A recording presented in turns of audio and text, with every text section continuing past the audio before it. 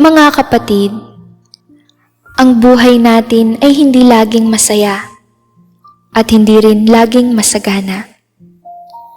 Minsan meron tayo, minsan wala.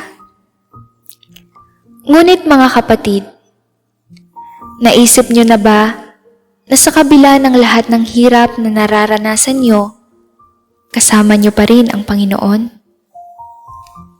Ano man ang inyong kalagayan, inaalagaan niya kayo. Ang nakakalungkot ay minsan, hindi nyo ito napapansin dahil ang inyong mga iniisip at emosyon ay nakatuon sa inyong mga problema. Kaya mga kapatid, hindi nagkataon na nakita ninyo ang video na ito. Nais ng Panginoon na marinig nyo ang kanyang pangako.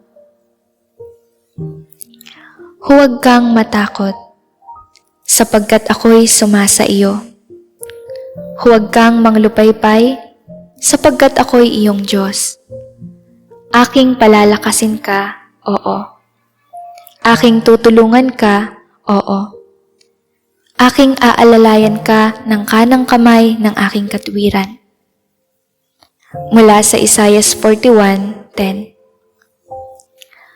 Tandaan, kapag kayo ay walang magawa o hindi sigurado sa inyong gagawin, ang Panginoon ay laging kasama nyo. Sama-sama tayong manalangin.